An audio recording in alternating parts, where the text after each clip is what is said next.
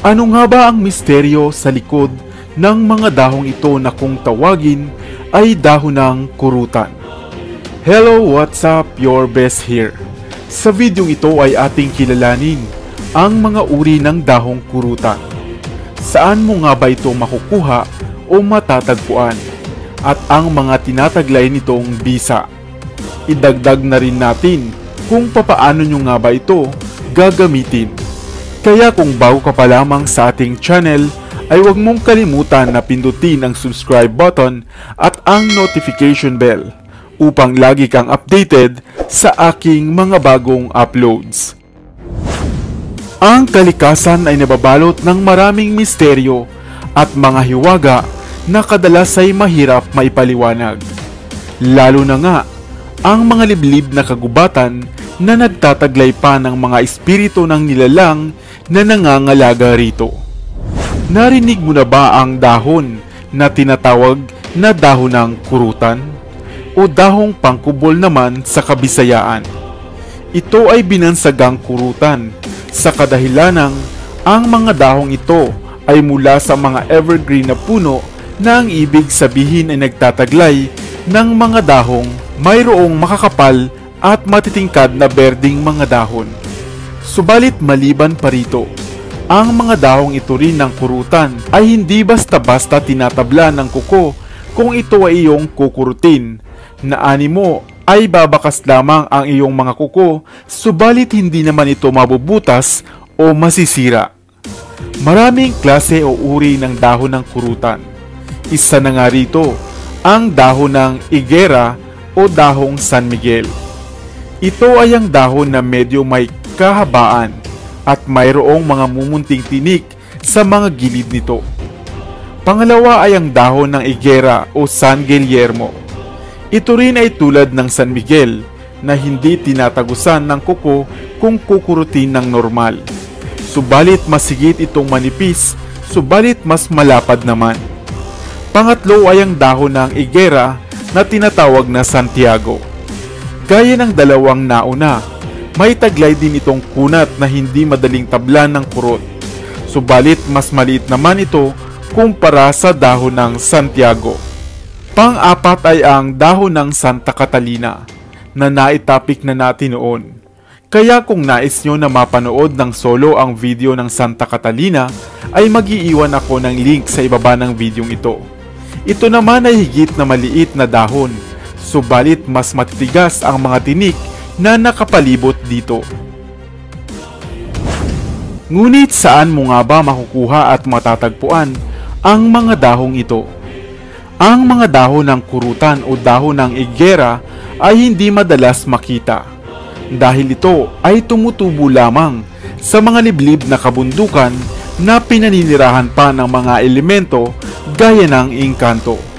Pinaniniwalaan nga na ang mga dahong ito ng kurutan o ang mga puno ng kurutan ay madalas na hindi makikita o invisible dahil ito ay iniingatan ng mga tagapangalaga ng kalikasan o mga diwata ng kalikasan. Kaya pawang kung masumpungan mo ito ay napakapalad mo na. Subalit ang mga taong mayroong dunong o alam ay madalas humihingi muna ng basbas upang ito ay kanilang masumpungan. Ang mga dahong ito maging noon pa man ay ginagamit na rin ng ating mga ninunong antingero. Ayon pa nga sa ilang mga antingero, ay nagbibigay raw ito sa kanila ng lakas habang sila ay nasa gitna ng kagubatan at walang makain. Nginunguya nila ang maliit na piraso ng dahon nito upang maging panlaban sa gutom. Ano-ano nga ba ang mga tinataglay na bisa ng mga dahong ito ng kurutan? Ang bawat piraso nito ay nagtataglay ng bisa, ng kunat o kabal upang hindi katablan ng anumang nakasusugat o matatalim na bagay, gaya ng bala ng baril o itak. At maaari mo rin itong magamit bilang tagabulag, na upang hindi ka makita ng sinumang mayroong masamang tangka o balak sa iyong buhay. At ang panghuli ay bilang pantanggal gutom upang hindi ka gutumin o makaramdam ng gutom. Subalit papaano mo naman ito gagamitin kung sakaling meron ka nito? Maaari mo itong isama sa mga laman ng garapa o munting bote na kasama ng iba pang kahoy na pangkabal at mga orasyon. Maaaring may tatanong mo, bakit kailangan pa ng orasyon gayong ito ay mabisa na? Ito ay sapagkat mas pinalalakas pa ng mga orasyon ang pisikal na bisa ng mga gamit o anting-anting. Ang mga dahon ng igera o kurutan ay isinasangkap rin sa paggawa o pagbuo ng baon ng niyog na walang mata. Mag-iiwan rin ako ng link sa ibaba kung nais mong mas maunawaan pa kung ano nga ba ang bisa ng medalyon na gawa sa baon ng niyog na walang mata. Ito ay nagsisilbing mutya na buhat sa lupa o sa kalikasan, sapagkat ito ay buhat sa punong kahoy o damo. Pwede mo rin itong ilagay sa loob ng hos o sinturon na kasama ng iba pang mutya buhat sa kalikasan. Subalit tandaan na mas mainam na huwag itong ihalo sa mga mutya na gagamitin mo bilang pampaswerte sa negosyo, dahil ito ay magkakontra at maaring isa sa dalawang bisa ang hindi mapagana. At ang panghuli ay ang paglalagay nito o pagsasangkap sa paborito mong alak. Huwag lamang beer. Ang tinutukoy natin ay ang mga nakaboteng alak.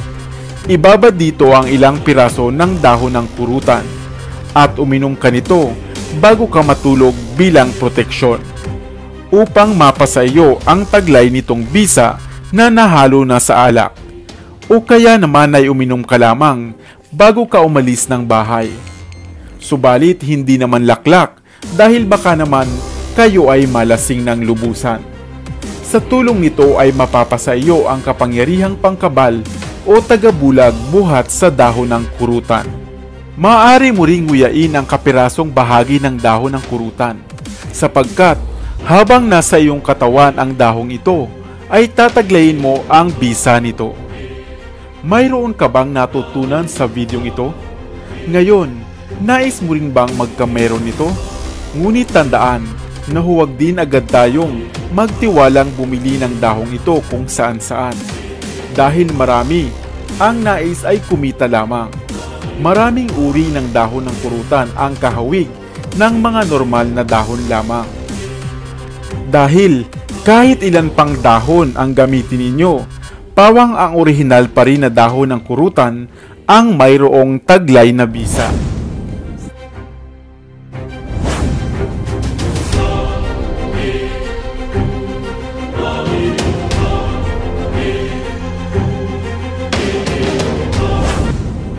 Narinig mo na ba sa mga matatanda ang katagang tsakapa?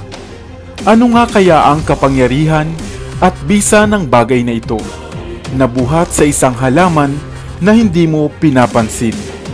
Hello, what's up? Your best here. Sa videong ito ay pag-usapan natin ang isang gamit pantaboy ng mga masamang nilalang at mga masamang espiritu. Papaano nga ba ito ginagamit? At inyong tunghayan at kayo na mismo ang magsabi kung ano nga ba ang nakapanghahali ng dulot nito sa inyo habang pinapanood ninyo ang ating video. Tsakapa o maaari rin nating bigkasing syakapa. Isang kwentyuhang salita na ang ibig sabihin ay shaker o pang-alog. Ang tsakapa ay isang bugkos ng mga dahon ng kawayan na natagpuan at nakuha pa sa kagubatan ng Amazon. Ngunit saan nga ba ginagamit ang bagay na ito? Ang tsakapa ay kadalasang gamit o kasangkapan ng mga manggagamot, lalo na nga ng mga albularyo. Kung sakali na mayroong isang taong inaalihan o sinasapian ng masamang elemento o espiritu, ang isang albularyo ay nagsasagawa ng isang ritual gamit ang dahon ng tsakapa upang palayasin ang mga masamang espiritu. Ipinapagpag at isinishake nila ang dahon ng tsakapa paikot sa katawan ng pasyente habang umaawit ng ikaro o himig ng panggagamot. Animo ang dahon ng tsakapa ay isang ang tamburin na isinasabay nila sa himig ng awitin. Narito ang isang video ng isang ritual na ginagamitan ng dahon ng tsakapa.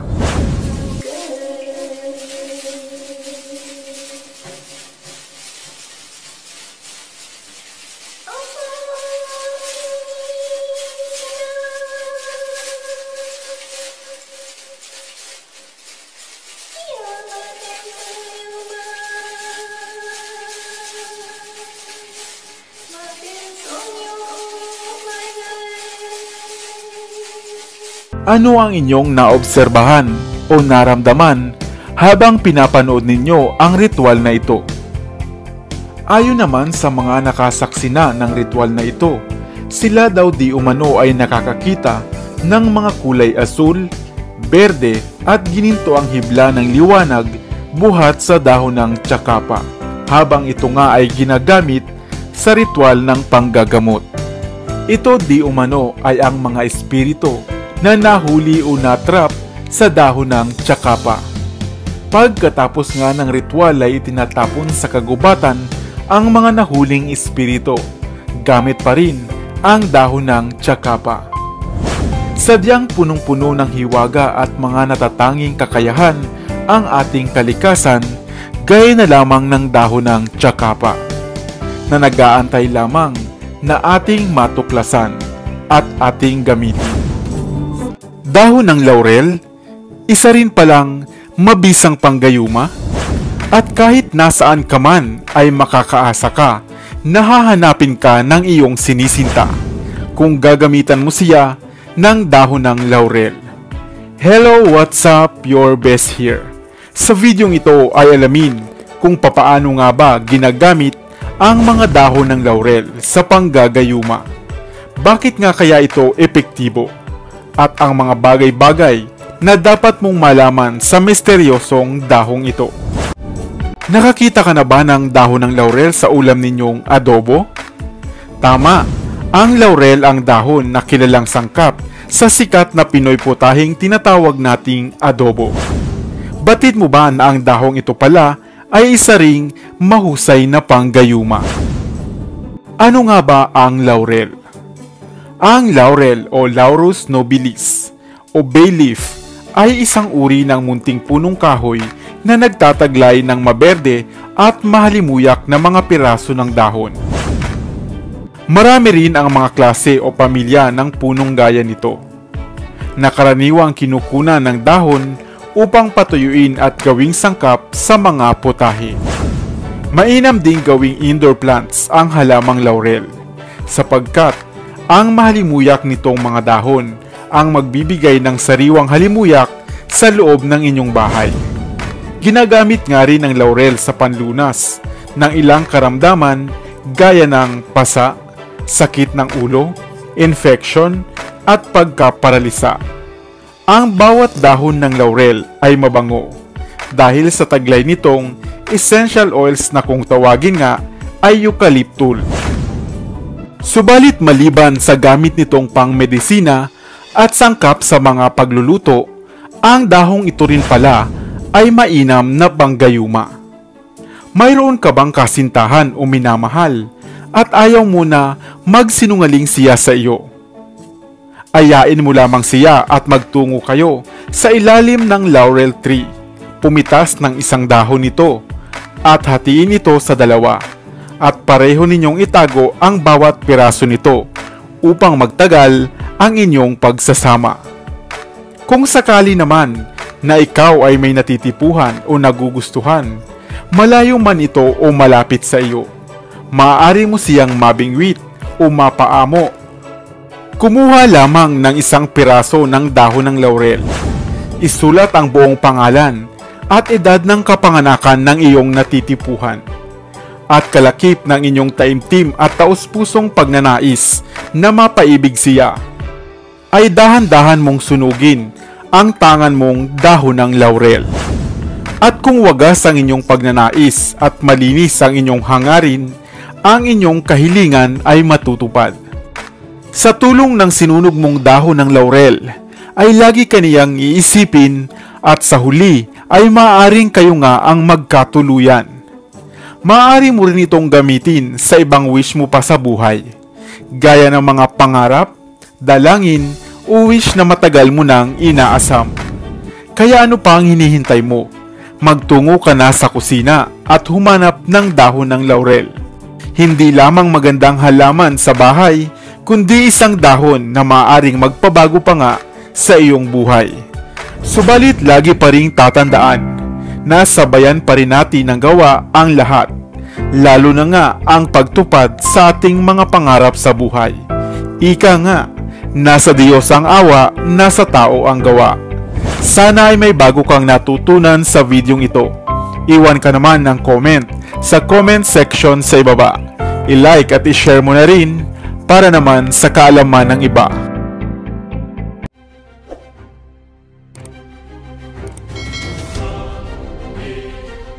Para sa mga kakaibang kwento ng inspirasyon, kaalaman, hiwaga at misteryo, ako pa rin ang inyong lingkod, ang inyong best para sa Best TV.